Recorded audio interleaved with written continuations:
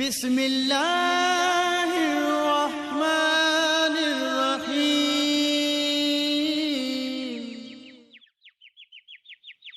بالله السميع العليم من الشيطان الرجيم. بسم الله الرحمن الرحيم. السلام عليكم ورحمة الله تعالى وبركاته.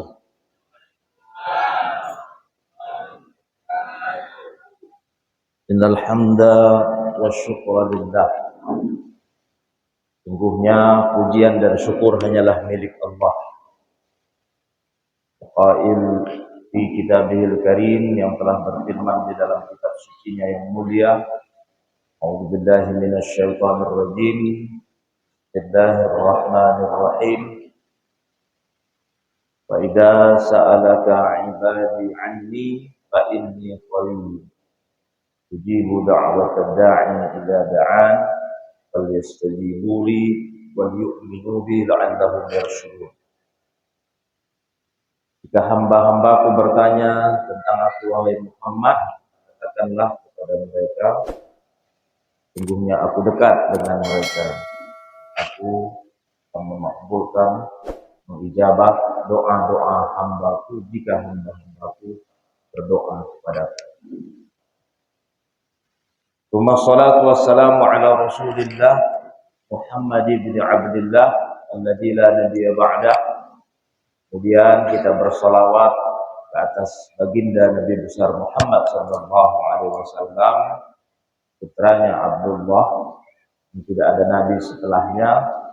Qail fi hadits syarif, yang telah bersabda di dalam hadisnya yang mulia, man lam yada' qaula zuri wal amal bihi falaysa lillahi hajatun fi ta'amahu wa syarab. Barang siapa bulan suci Ramadan tidak meninggalkan perkataan-perkataan keji, perkataan-perkataan yang tidak senonoh, serta perbuatan-perbuatannya, maka Allah Subhanahu wa taala tidak butuh kepada orang tersebut untuk meninggalkan makan dan minum. Tsumma qala aidan fi haditsin akhar, kemudian Rasulullah sallallahu alaihi wasallam juga bersabda di dalam hadis lainnya, ahabbul a'mal indallahi adwamuha wa in qall.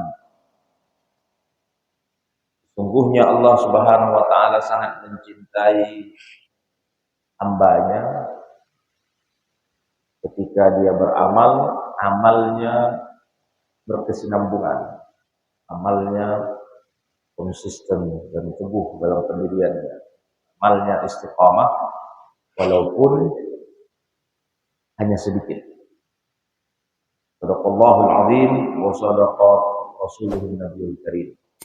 Suratul muhtaramin wal muhtaramat, yang saya muliakan orang-orang tua kami, orang tua kita, para ayahanda dan para ibunda, bapak ibu-ibu, para alim ulama, tokoh masyarakat, statis wal asatidzah, pak imam, pengurus BKM masjid, itu salam. Gitu. Selamat datang ke sini. Semuanya yang hadir pada subuh yang penuh berkah ini, semuanya besar tak dihimbau gelar, yang kecil tak disebut nama, semuanya insyaallah dirahmati Allah. Alhamdulillah alladzi ahyana ba'da ma amatana wa ilaihi nusyur.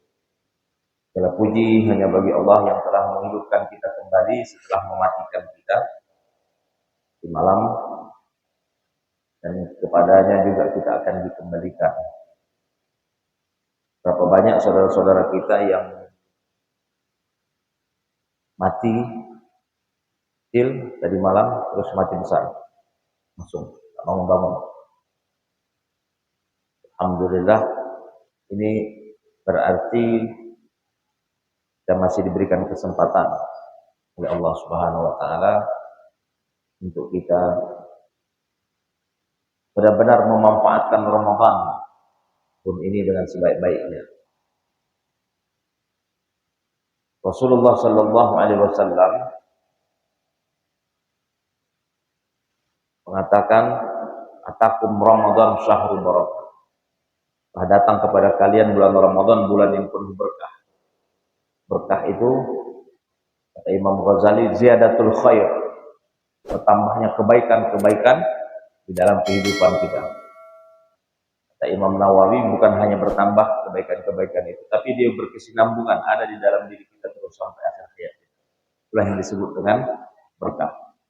Kita sekarang berada di bulan yang penuh berkah.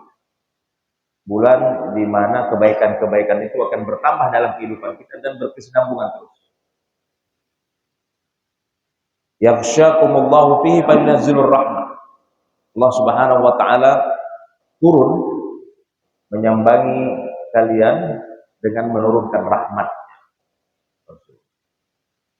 Rahmat Allah sangatlah luas. Tanpa rahmat Allah kita tak bisa masuk surga. Bahkan kata Rasulullah ketika Rasulullah menjelaskan tentang hadis rahmat, para sahabat pun bertanya, termasuk engkau juga wahai Rasulullah? Iya.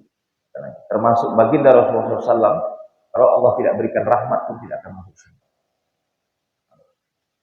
Allah turunkan rahmat itu di bulan Ramadan. Yahuttul khataya wa yastajibu bihi du'a. Allah Subhanahu wa taala mengampunkan dosa-dosa hambanya yang berada di bulan suci Ramadan dan memakbulkan doa-doa. Ayanzurullah ila tanafusikum fi. Allah Subhanahu wa taala melihat kalian berlomba-lomba dalam kebaikan di bulan suci ini. Wa yubahi bikum malaikat. Kemudian orang-orang yang berlomba-lomba dalam kebaikan itu Allah bangga-banggakan kepada para malaikat-malaikatnya. Kalau kita sudah dibanggakan kepada para malaikat-malaikat Allah, berarti kita akan menjadi orang yang terkenal di kalangan para malaikat. Seperti Nabi ketika Mi'raj naik ke atas langit dari Masjidil Aqsa, mulai dari langit 1, 2, 3, 4, 5, 6, 7, kemudian ke Sidratul Muntaha, ke Al-Mustawa sampai Arsy, itu dikenal oleh para malaikat-malaikat. Jelas, karena Nabi adalah kasihnya Allah Subhanahu wa taala. Ketika malaikat Jibril mengetuk pintu langit, setiap pintu langit diketuk. Karena pintu langit itu senantiasa tertutup. Dan malaikat yang menjaga pintu langit itu tidak tahu siapa yang mengetuk pintu balik pintu. Saking tebalnya pintu langit itu. Siapa engkau? Kata malaikat yang di dalam. Kata Jibril, aku Jibril. Nah, Jibril jelas di kalangan para malaikat terkenal sekali karena beliau adalah pemimpinnya para malaikat-malaikat. Dengan siapa engkau? Kata malaikat yang menjaga pintu langit tersebut. Kata Jibril, aku dengan Muhammad. Karena Nabi Muhammad sudah dikenal di kalangan para malaikat. Malaikat itu tidak bertanya lagi, siapa itu Muhammad? Apakah dia diutus? Kata malaikat Jibril, iya, dia diutus oleh Allah Subhanahu wa taala. Nah, kemudian dibukakan pintunya. Begitu terus. Artinya Nabi Muhammad dikenal di kalangan para malaikat. Kita hanya cukup dengan berbuat kebaikan-kebaikan di bulan suci Ramadan, kita insya Allah akan terkenal di kalangan para malaikat. Karena Allah Subhanahu wa taala akan membangga-banggakan kita jika kita berbuat baik di bulan suci Ramadan ini pada para malaikat-malaikat. Malaikat akan mengenal kita. Kalau kita dikenal oleh malaikat, maka malaikat Allah Subhanahu wa taala akan mendoakan kita. Karena doa malaikat tidak pernah ditolak oleh Allah Subhanahu wa taala. Malaikat akan minta ampun kepada Allah, berikanlah ampunan kepada orang yang berbuat baik ini. Malaikat akan menurunkan rahmat Allah Subhanahu wa taala kepada kita. Banyak sekali ketika kita sudah menjadi orang yang terkenal di kalangan para malaikat, kita mendapatkan keuntungan-keuntungan yang besar. Kemudian kata Rasulullah, fa'arullaha min anfusikum khaira. Tunjukkanlah kepada Allah, sesungguhnya engkau bisa berbuat baik di bulan suci Ramadan. Ya, jangan sampai kita tak bisa berbuat baik sekalipun, sedikit pun. Kita harus wajib berbuat baik, walaupun hanya sedikit, setiap hari. Karena lembaran-lembaran puasa yang kita lakukan, lembaran-lembaran hari di bulan suci Ramadan itu harus kita isi dengan semua kebaikan-kebaikan yang bisa kita lakukan. Jangan sampai dalam satu hari ini sudah hari yang ke 14, 13. Nah, beliau 14 karena beliau Muhammadiyah. Orang Muhammadiyah sudah duluan kan? Kalau pemerintah ya, ini kan ada dua orang yang berpuasa di Indonesia ini. Kalau saudara-saudara kita di Muhammadiyah sudah duluan, mereka puasa hari Senin dulu. Kalau kita puasa hari Selasa. Artinya sudah 13 hari kita berpuasa ini. Jangan sampai setiap hari-hari itu tidak ada pahala yang kita dapatkan. Kenapa? Karena nanti kita akan termasuk orang yang sengsara. Kata Nabi, fa inna syaqiyya man hurrima fihi rahmatullah. Sesungguhnya orang yang sengsara itu orang yang tak dapat rahmat dari Allah. Sementara rahmat Allah tadi Allah turunkan begitu luas sekali, begitu banyak sekali. Tapi tidak dapat apa-apa. Karena tidak melakukan kebaikan-kebaikan, tidak melakukan amal ibadah di bulan suci. Yang ketika kita melakukannya, al-hasanatu bi'asyri amsalihha ila 700 dhi'f. Satu kebaikan saja kita lakukan, Allah lipat gandakan menjadi 10 kebaikan sampai 700. Sampai 70 ke 700. Salat subuh tadi baru saja kita lakukan, itu dapat 27. Kalau di luar bulan suci Ramadan. Tapi hari ini baru saja kita lakukan itu kali 10. 270. Kalau Allah berkehendak kali 700. Berapa? 16 ribuan. Itu baru salat subuh, belum yang lainnya. Maka isilah setiap hari-hari lembaran, hari di bulan suci Ramadan itu kita harus dapat pahala puasa, dapat pahala tarawih yang Ramadan, dapat pahala sedekah, dapat pahala baca Al-Quran, dapat pahala memberikan orang makan berbuka puasa. Dengarnya enteng tapi susah. Memberi makan orang berbuka puasa, Bu, itu pahalanya tak tanggung-tanggung. Orang yang puasa yang kita kasih makan ketika dia berbuka itu pahalanya kita pun dapat pahala puasanya dia, tapi tanpa mengurangi pahala untuk dia. Ditambah lagi karena maghfiratan lidzunubihi ma'ifaqabati minan nar, menjadi penyebab untuk mendapatkan ampunan dari Allah. Kamu dapat ampunan dari Allah selain dari puasa, tarawih dan menghidupkan malam Lailatul Qadar, memberikan orang makan berbuka puasa. Dengan mudah caranya, belikan air mineral, air kotak mineral di masjid. Kalau ada yang buka puasa setiap hari, orang minum air kita saja, 1 teguk, 2 teguk saja sudah dapat pahala. Berikan orang makan berbuka puasa, berikan kue, bikin aja ataupun kurma kotak. Insya Allah dapat pahala ya. Subhanallah. Jadi jangan sampai setiap hari-hari lembaran di bulan Ramadan tak dapat apa-apa. Tunjukkan kepada Allah bahwasanya kita bisa berbuat baik. Jadi dan hadirat jamaah rahimakumullah. Nah, ini sudah mau masuk pertengahan. Biasanya kalau ibarat kompetisi gitu ya, pertandingan, ini sudah mau masuk babak penyisihan, semifinal. Ini sudah mulai banyak yang berguguran. Kalau semifinal itu penyisihan sudah mulai berguguran. Sudah kelihatan 1, 2, 3 berguguran semua. Nanti di final lagi tambah banyak lagi yang berguguran.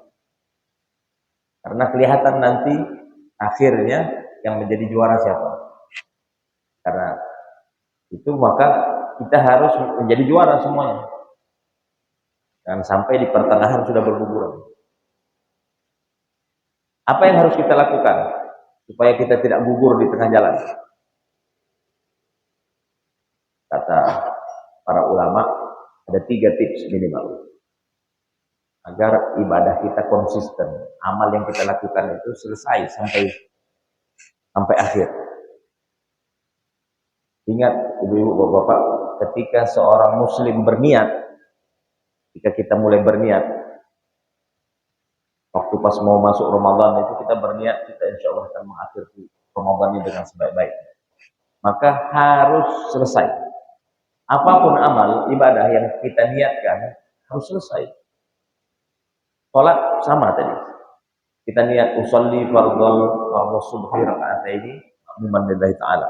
Bapak imam lillahi ta'ala. Itu harus selesai sampai salam. Salat itu aqwalun wa af'alun muftatahatun bitakbir wa muftatamatun bitaslim. Salat itu perkataan itu bacaan-bacaan ayat Al-Quran, kemudian zikir dan doa yang ada di dalam sholat, itu aqwalun. Wa af'alun, perbuatan, takbiratul ihram, ruku, sujud, itu af'al. Muftatahatun, dibuka dengan takbir, wa muftatamatun, dan diakhiri dengan salam. Ketika kita niat sholat usolli fardhu subhi raka'ataini ma'muman lillahi ta'ala, pertengahan berubah niat kita, maka keluar kita dari sholat, batal. Makanya ketika berniat, seorang muslim ketika dia berniat dalam satu amal, satu ibadah yang dilakukan, harus selesai. Harus selesai. Ketika tidak selesai berarti batal. Niatnya harus sampai akhir. Bagaimana supaya konsisten? Kata ulama pertama, harus meluruskan niat. Niatnya saja sudah tak lurus. Kadang-kadang lurusnya di pertama saja. Di pertengahan melenceng keluar. Ada embel-embel yang lain. Ataupun dari pertama sudah ada embel-embel. Ada niat yang diikutkan selain dari karena Allah. Setiap amal ibadah yang kita lakukan wajib niatnya hanya karena Allah. Tidak karena siapa-siapa, tidak karena apa-apa. Wajib karena Allah. Itu yang disebut dengan ikhlas. Artinya memurnikan ibadah hanya karena Allah. Tidak karena siapa-siapa, tidak karena apa-apa. Itulah ikhlas. Kalau niat sudah ikhlas, jangan sampai dirusak dengan niat yang lainnya. Misalnya kata Nabi, wa iyyakum bisyirkil asghar. Waspadalah, berhati-hatilah dengan syirik kecil. Masyirkul asghar ya Rasulullah. Kata para sahabat bertanya, apa itu syirik kecil wahai Rasulullah? Riya. Riya dari kata ra'a yara, melihat. Kenapa kok bisa dari melihat? Alladzina hum yura'un. Fawailul lil musallin alladzina hum an salatihim sahun alladzina hum yura'un wa yamna'unal ma'un. Yura'un. Dia salat setiap hari, salat 5 waktu. Tapi celaka. Allah di dalam surah Al-Ma'un. Para ahli tafsir juga mengatakan wail itu juga salah satu nama dari neraka. Ada namanya neraka wail. Wail juga dalam bahasa Arab artinya waila. Artinya celaka engkau, celaka. Kok sudah sholat tapi celaka? Karena ada embel-embelnya, ada tujuan lain. Itu yang menyebabkan dia celaka. Pertama, alladzina hum an salatihim sahun. Nah, dia lalai dalam sholatnya. Bagaimana lalai itu? Kalau dari ahli tafsir sama ahli fikih ada perbedaan tentang mengartikan lalai di situ. Kalau para ahli tafsir mengatakan lalainya ada dua. Pertama, lalai mundur-mundur waktu, ulur terus. Nanti sajalah, ini sinetronnya enak ini. Biasa ibu-ibu yang suka nonton sinetron, tapi bukan di sini. Di tetangga sebelah. Ulur nanti aja. Rupanya sudah mau masuk waktu asar. Ulur-ulur waktu. Jadi sholatnya di ujung-ujung. Nah, itu namanya alladzina hum an sholatihim sahun. Nah, mengulur waktu itu termasuk lalai. Kemudian kata para ahli tafsir juga tahun itu lalai itu juga artinya tidak sholat. Dia takbiratul ihram Allah. Yang sholat hanya gerakan tubuhnya saja, anggota tubuhnya saja yang sholat. Tapi ketika mungkin dia ingat sama Allah Subhanahu Wa Taala ketika takbir, karena dia sebut nama Allah Subhanahu Wa Taala, Allahu Akbar. Tapi ketika sudah bersedekah hilang, buyar, nggak fokus lagi. Nah, banyak faktornya. Semua dunialah yang dipikir. Terlebih lagi ketika mau sholat masih WA lagi orang sama kawan, ya kan? Yang diingat nanti WA itu. Allahu Akbar. Oh iya, tadi kawan saya terus. Tadi kawan saya ngajak jumpa di Botania. Habis sholatnya langsung masuk di Botania. Itu bukan Allah lagi. Itu juga disebut lalai. Dia tidak mengingat Allah. Kenapa ahli tasawuf, orang-orang tasawuf menganjurkan untuk memperbanyak berzikir, ingat kepada Allah? Bahkan Allah Subhanahu Wa Taala pun menyuruh kita untuk berzikir. Ya ayyuhalladzina amanu dzkurullaha dzikran katsira wasabbihuhu bukratan wa asila. Wahai orang-orang yang beriman, udzkurullah, perbanyaklah berzikir, perbanyak mengingat Allah. Sebanyak-banyaknya, dzikran katsira. Supaya ketika kita sholat pun kita masih ingat Allah. Di luar sholat kita bisa ingat Allah, apalagi di dalam sholat. Tujuannya memang kita mau komunikasi dengan Allah, kok malah mencari barang yang hilang di dalam sholat. Biasanya ibu-ibu ketika sebelum sholat keliling nyari, mana tadi aku taruh jarumku, hilang. Anaknya pun dimarah-marahin, mana jarumnya, mana?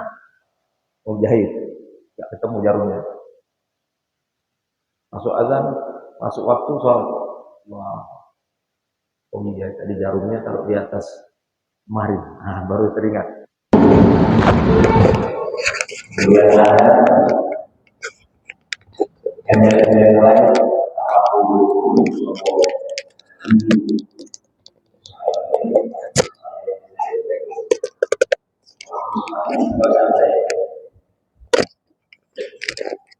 Itu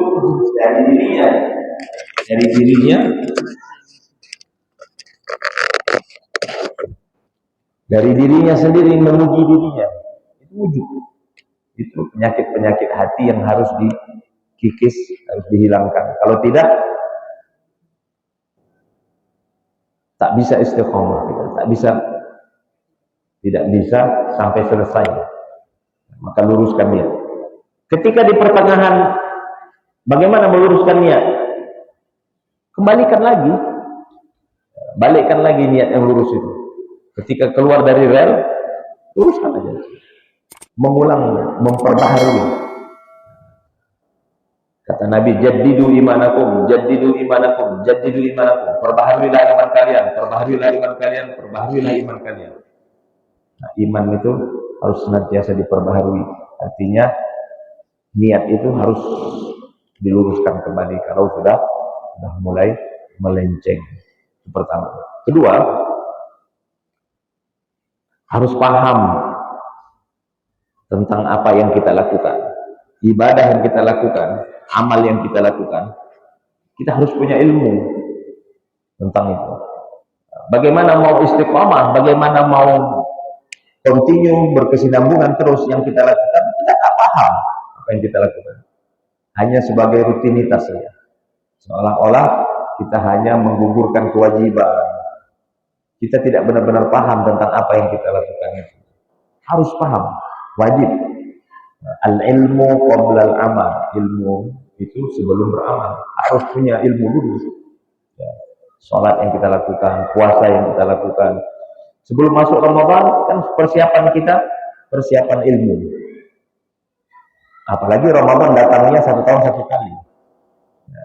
Orang pergi haji, itu 1 kali seumur hidup wajib.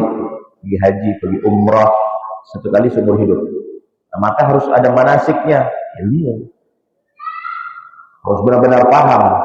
Nanti kalau tidak hanya ikut-ikutan saja, mungkin sah dari segi fikihnya, sah karena dia sudah memenuhi syarat hukumnya, tapi dia tidak paham dengan apa yang dia lakukan.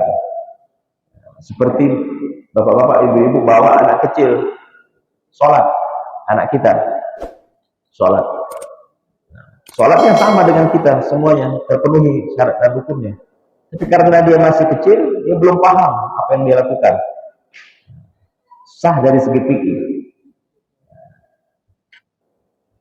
Bahkan kalau apa namanya, pergi haji, kita bawa anak kecil yang belum balik, ya memang sah, hajinya sah. Bisa dipanggil Pak Haji, ya belum, bukan Bapak. Nak haji gitu, adik haji, bisa dipanggil. Tapi ketika dia balik, dia harus pergi haji lagi. Karena apa? Karena itu baru sunnah bagi dia, belum wajib. Maka harus benar-benar paham tentang apa yang kita lakukan. Bahkan Imam Bukhari di dalam kitabnya membuat 1 bab di dalam kitabnya itu al-ilmu qabla al-amal, ilmu sebelum beramal. Harus punya ilmu. Insya Allah sampai selesai kalau kita paham tentang apa yang kita lakukan. Nah, terakhir, istighfar. Kenapa harus istighfar? Karena semuanya itu, yang 2 itu harus kita bilas dengan istighfar, supaya ketika niatnya melenceng keluar dari rel, istighfar banyak-banyak, dia akan balik lagi, minta ampun artinya kepada Allah Subhanahu wa taala. Ketika tidak paham, istighfar banyak-banyak, belajar lagi, cari tahu lagi tentang ilmu tentang apa yang kita lakukan itu. Wajib istighfar. Nabi saja, ibu-ibu, bapak-bapak, setiap hari itu beristighfar, minta ampun sama Allah Subhanahu wa taala itu 70 kali minimal. Bahkan di riwayat yang lain 100 kali minimal. Fa inni astaghfiru fil yaumi sab'ina marrah wa fi riwayatin 100 marrah. Itu Nabi yang notabene-nya tak punya dosa. Nabi itu tak berdosa. Kenapa? Karena ketika mau berbuat dosa ditegur langsung oleh malaikat Jibril, oleh Allah melalui malaikat Jibril. Maka tidak ada dosanya Nabi.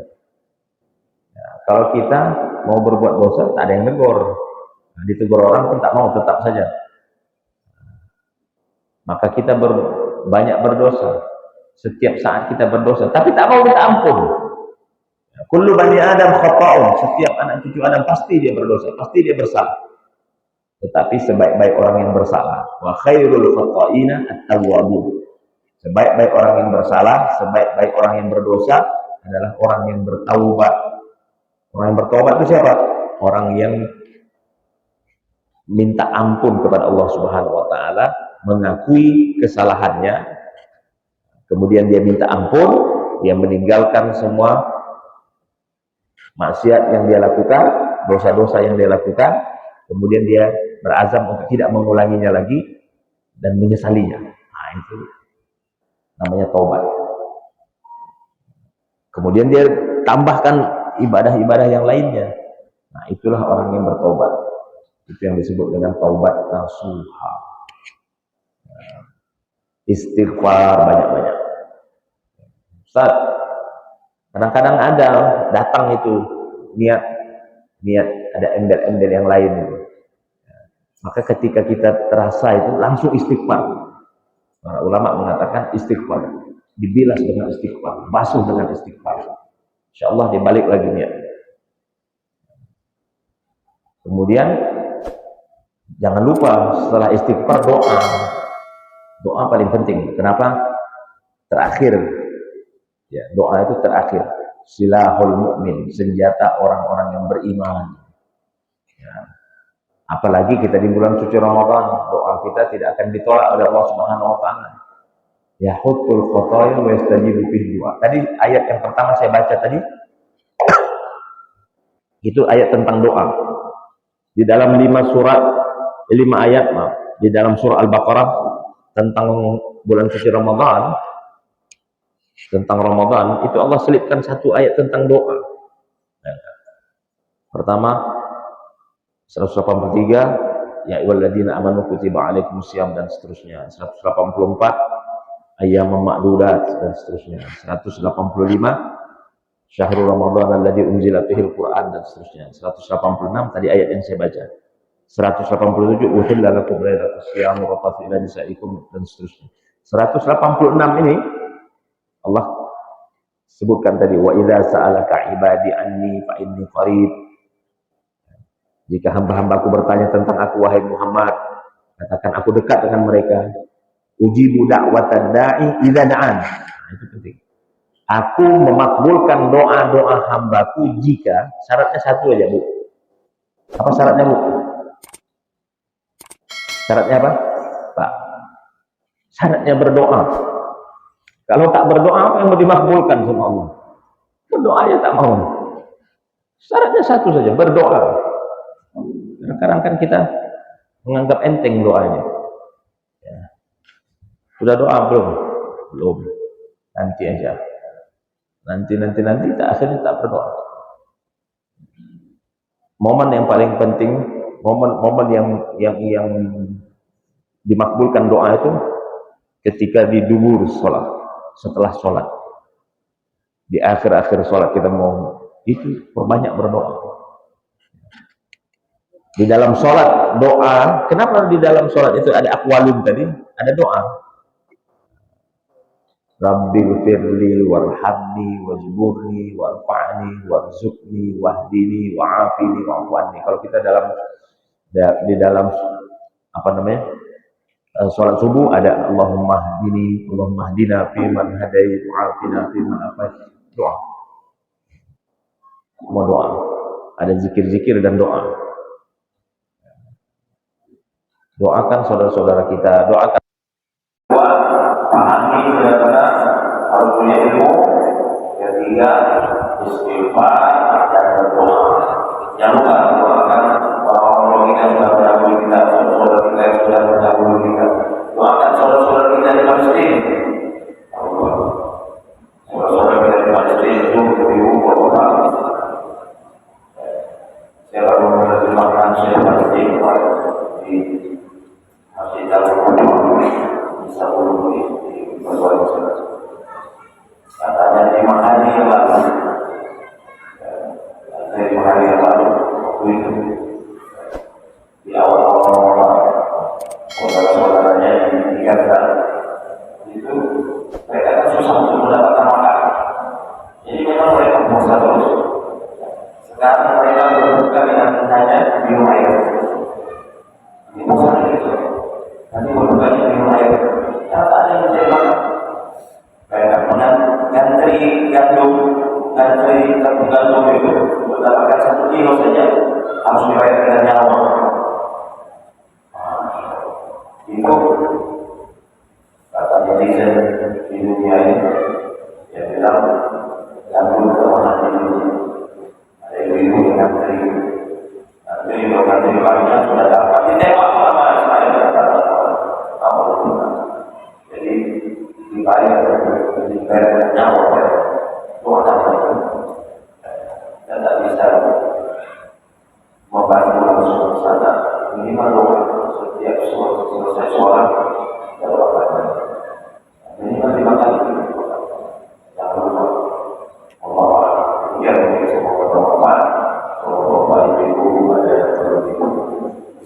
tidak boleh beliau boleh berkata.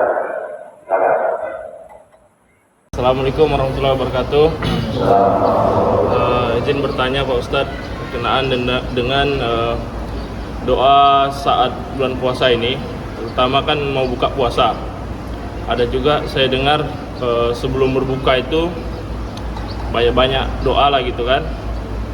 Nah, terus ada juga yang berpendapat habis kita membatalkan puasa baru kita berdoa. Nah, terus yang kayak doa Allahumma lakasuntum itu kan dibaca setelah kita membatalkan puasa. Itu sebenarnya macam mana Pak Ustadz? Saya masih bingung juga itu. Apakah doa makan biasa dulu kan, baru setelah batal baru Allahumma lakasuntum? Itu masih bingung Pak Ustadz. Mohon penjelasannya.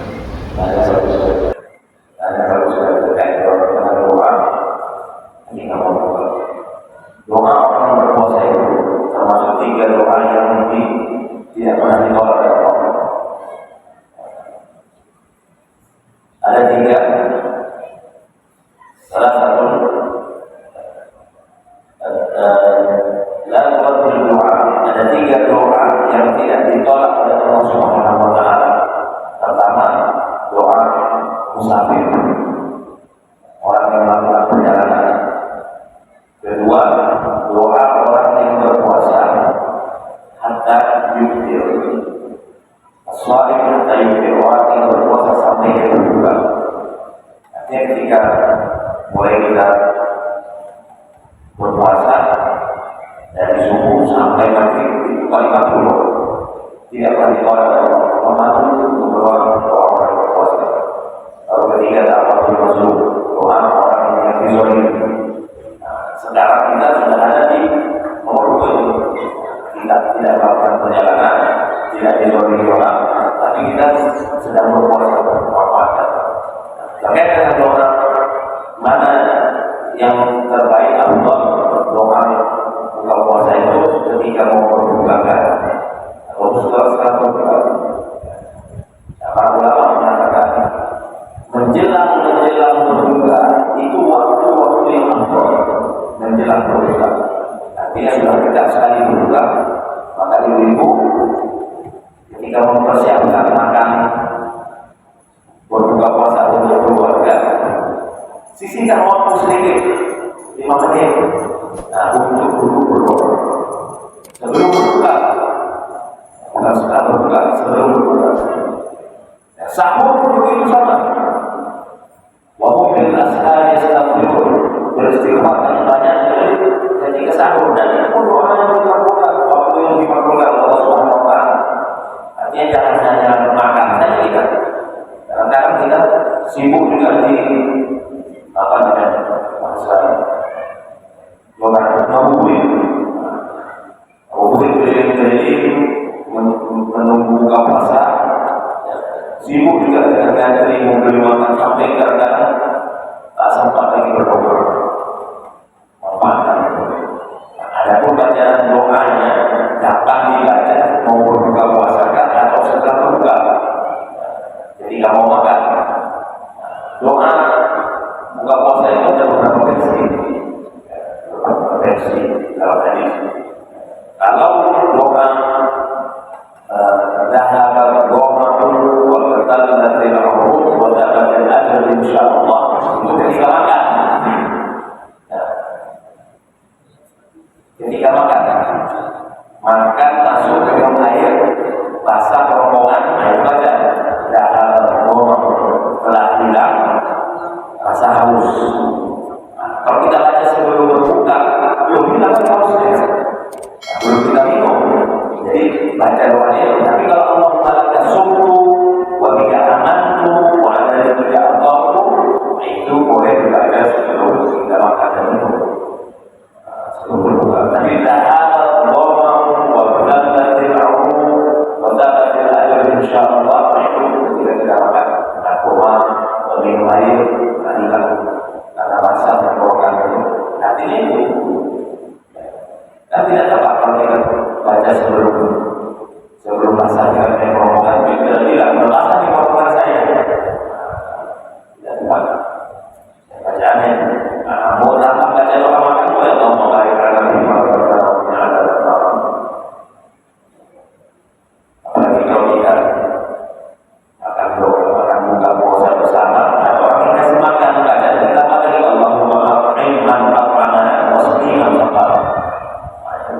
selalu ketika diundang maka temui jangan lupa baca doa Allahumma a'ti man at'amani, ya Allah berikanlah makan orang yang berikan saya makan. Artinya kita doakan dia lagi Allahumma a'ti man at'amani wasqi man saqana, ya Allah berikanlah minum orang yang berikan saya minuman. Doa tahap doa bahasa Inggris pun boleh, bahasa Dayak pun boleh.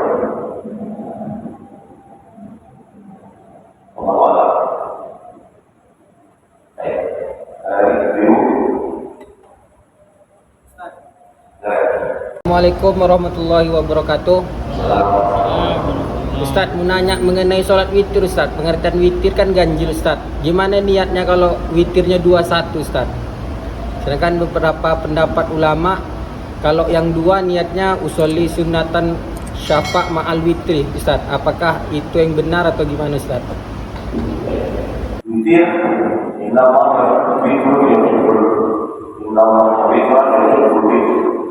sungguhnya Allah menyukai yang dikiranya.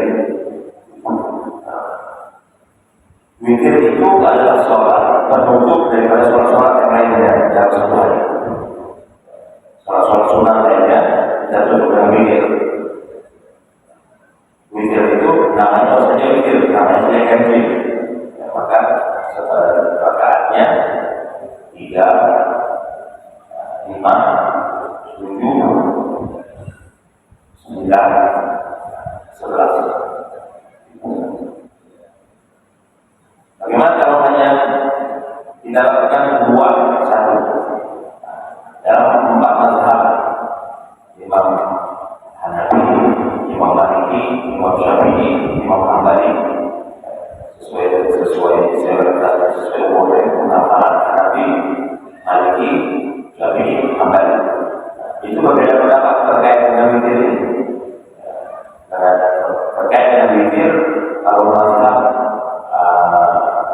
Hambali dilakukan 3 langsung 3. Kemudian 3 maksudnya satu salam. Kalau mazhab Syafi'i, Imam Syafi'i 2, jadi tambah 1. Kemudian apa bedanya? Karena kalau 3 ini benar-benar 3, benar-benar ganjil langsung. Ketika kita banyak sholat sunnah kalau itu. Kalau dalam mazhab Syafi'i kan 2 baru 1. 2 salah, 2 punya salah, baru 1 rakaat, 1 salah. Jadi yang 3 juga. Tapi kan niat sebetulnya keluarga ini kan tidak ganjil. Tetap Imam Syafi'i tetap usul di sunnah tapi cuma bilang rakaat ini saja yang membedakan rakaat ini. Kemudian kalau yang tambahan satunya lagi usul di sunnah tapi itu rakaat 1. Allah tidak ataupun kalau tidak kalau sholat sendiri usul di sunnah tapi itu rakaat sudah masuk.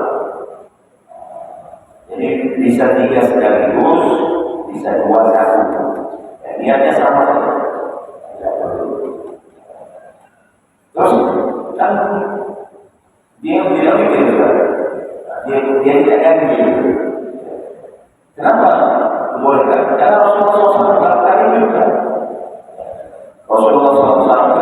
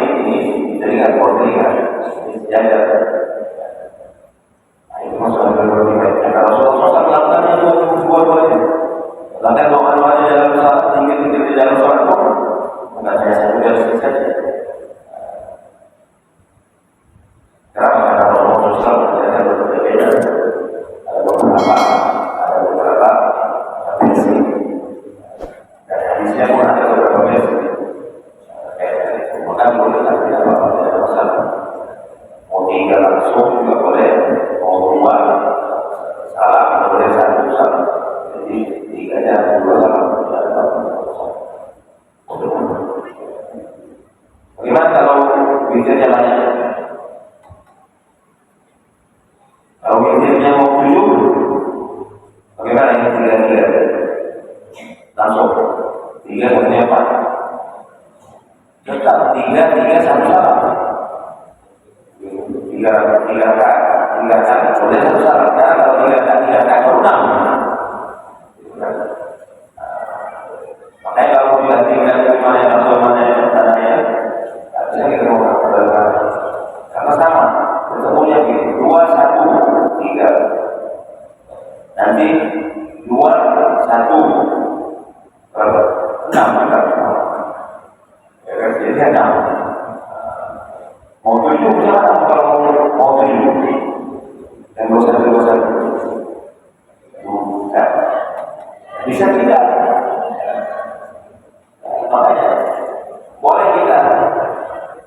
Bagaimana kalau kita yang sudah konsisten dengan mazhab Syafi'i, kita ikut mazhab Syafi'i, bolehkah kita ikut mazhab yang lain?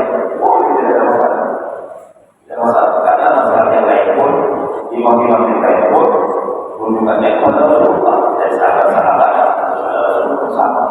Boleh, tidak ada masalah. Berbeda mazhab pun, dan bukan konteks yang dengan saya. Itu salah satu tujuannya yang paling mudah. Tawaf di Ka'bah, kita tawaf di Ka'bah, kita berdesak-desakan. Kalau sekarang di bulan Ramadan itu menjauh haji. Kalau kita lihat dalam mazhab Syafi'i bersentuhan antara laki-laki dan perempuan yang bukan mahram. Kalau di jalan muhrim, di salah mahram, yang bukan mahram, maka batal kulit sama kulit batal. Yang tidak batal itu rambut ini sama gigi, kuku sama kuku dan tidak batal. Suami istri dalam mazhab Syafi'i batal karena dia bukan mahram, tidak bisa nikah sama dia, maka batal. Bapak kalau punya ibu pakai kuku, ada kuku. Kalau tersentuh ibu-ibu batal dalam mazhab Syafi'i, tapi dalam mazhab Hambali tidak. Mereka menafsirkan aula masdurul nisa. Aula masdurul nisa tersentuhan dengan wanita itu kalau tidak bernafsu syahwat, muncul nafsu syahwat, tidak apa. Mau bersentuhan bagaimana? Makanya kalau bapak ibu orang awam itu karena suami istri pegangan. Suami pakai jari apa? Dan istrinya pegang ini. Kalau tidak batal. Masalahnya ketika kita mau bawa orang ramai pasti tersentuh dalam keadaan perempuan.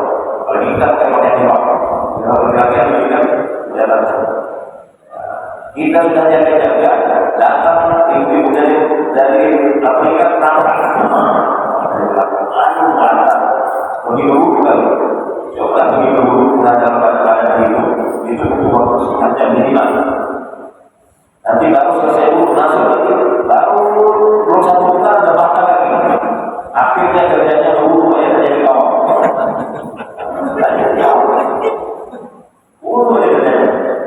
Akhirnya bagaimana?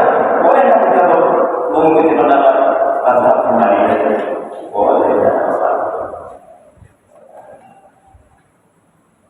Sebagian ulama mazhab Syafi'i mengatakan namanya talwin, berpindah mazhab. Talwin dalam hal ini ada yang diajarkan oleh imam-imam mazhab ini boleh kita berpindah mazhab. Tapi dengan syarat tadi harus paham dan tahu mazhab itu tentang ilmu tentang mazhab yang disampaikan.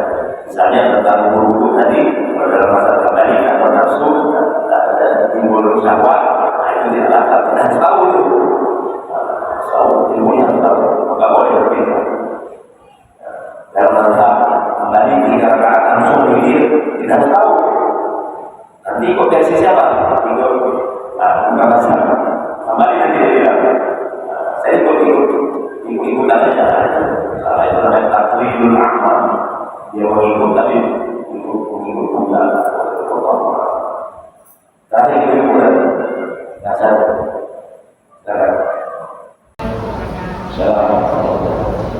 Ini sehubungan Sehubungan dengan sholat Pak Ustadz, kalau untuk perempuan yang saya tahu itu memang sholatnya lebih baik di rumah ya Pak Ustadz. Tapi kalau jujur dari saya pribadi itu sebenarnya lebih tenang di masjid gitu. Ya bisa dibilang lebih khusyuk di masjid. Karena kalau di rumah pastilah seorang perempuan itu kerjaan rumah nggak ada habisnya ya Pak Ustadz gitu. Itu gimana gitu Pak Ustadz? Sementara ada sebagian ibu-ibu itu yang bilang ibu-ibu itu lebih baik di rumah seperti itu. Nah gimana gitu Pak Ustadz?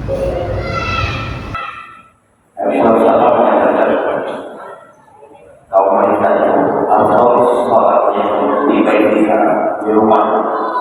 Jadi apa lagi di dalam kamarnya? Di rumah itu jadi apa lagi di dalam kamarnya? Nah, itu Allah. Memang benar. Ambilnya sholat perempuan itu di rumahnya. Tapi bolehkah perempuan itu pergi ke masjid untuk sholat? Tidak ada masalah. Tapi dengan syarat. Ada syaratnya. Pertama tidak membuat orang. Kadang-kadang ini perempuan pergi sholat ke masjid, orangnya juga dulu. Nanti di masjid baru pakai mukena. Nah ini kesalahan. Ini tidak boleh. Kemudian tidak boleh memakai wangi-wangian sehingga ketika dia lewat di depan laki-laki itu tercium wangi sehingga menimbulkan syahwatnya. Itu salah besar. Itu yang tidak boleh. Tapi kalau tidak, ya masalah. Pergi ke masjid tidak boleh make up, menor dandanannya dari jauh kelihatan orang yang cantik. Nah ini juga salah. Tidak boleh haram pun. Maka Nabi SAW bilang ya sholat perempuan itu di rumah. Tapi kalau ibu-ibu ke masjid, untuk aurat rapi di rumah, kemudian tidak memakai bangku, tidak berdandan, menor, maka silakan boleh tidak masalah. Hukumnya boleh. Tapi kalau lebih khusyuk di masjid ketimbang di rumah, maka boleh di masjid. Tapi besoknya di masjid. Kalau tak boleh bertanya nanti masjid supaya mudah-mudah kan kemananya. Lihat di masjid Ampel, masjid tidak boleh. Bapak pun sholat di rumah pun Ampel. Kalau sholat rumahnya dekat dengan masjid, tapi sholat sunat, sholat wajib di masjid. Tapi kalau sholat sunat atau dari rumah, di dekat rumahnya, terlebih sholat sunat rawatib. Setelah sholat zuhur, rumah dekat rumah.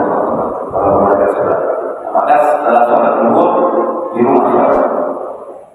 Orang yang sholat di rumah itu ada perbedaan pendapat para ulama. Boleh dilakukan di berbagai tempat di dalam rumah. Ya, pendapat yang lain itu mengatakan satu tempat saja. Ketika kita satu kali sholat, itu sudah ada cahaya, tinggal cahaya juga. Sholat 2 kali dimulai besar lagi, melebar. 3 kali lebar berapa? Satu rumah itu. Ada juga yang mengatakan sholat satu. Nanti dia sholat sini, sholatnya lagi. Kalau rumah tidak di atas pulang, nanti akan memenuhi cahaya rumahnya akan bersinar. Boleh silakan di rumah juga boleh, tapi rumahnya dekat. Kalau rumahnya jauh, nanti dia singgah dulu ke mana ke Alfamart. Nah itu sudah selesai rawatib. Salah sunat. Habis sholat zuhur, istrinya suruh pergi di pasar. Dia mau mendapatkan ampul sholat di rumah, sholat rawatibnya. Dia segera pasar itu dia bilang ampul. Allah saya rasa demikian. Mohon kalau upaya sudah dilakukan sudah terima kasih. Kalau sudah salah saya dimaafkan. Ada Pulau Bintan pergi bersama dengan Pak Luar.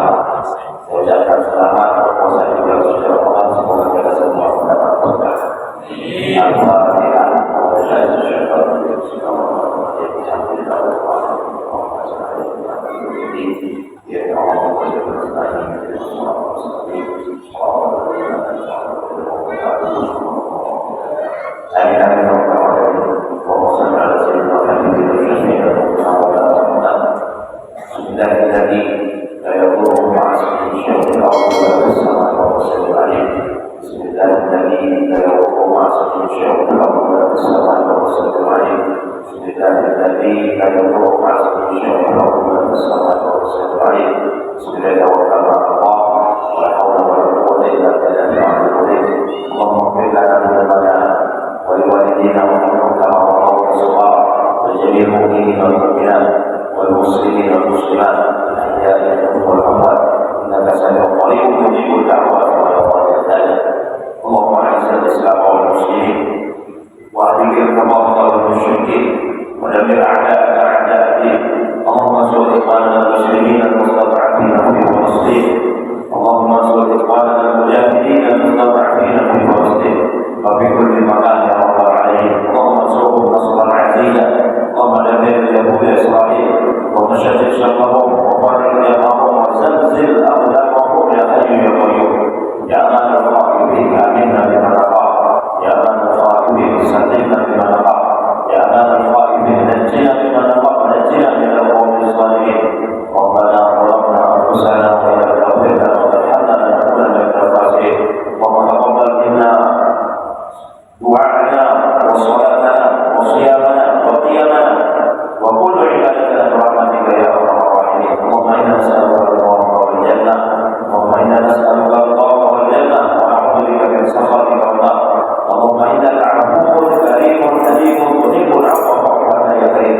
اللهم ارفعنا الغلا والبلاء الوباء والفحشاء والمنكر والبدع والفتن ما ظهر منها وما بطن منا ومن اهلنا ومن هذه الجماعه ومن هذه القريه ومن هذه ومن جزيرتنا هذا ومن محافظتنا القرى ومن بلدنا ابليس ومن قلب في فلسطين ومن بلاد المسلمين عما رب العالمين. صلى الله على خير سيدنا محمد وعلى اله وصحبه اجمعين. سبحان ربك رب العزه عما يصفون وسلام على المرسلين والحمد لله رب العالمين. سبحان الله وبحمدك اشهد ان لا اله الا انت استغفرك واتوب اليك. والسلام عليكم ورحمه الله وبركاته. Waalaikumsalam warahmatullahi wabarakatuh.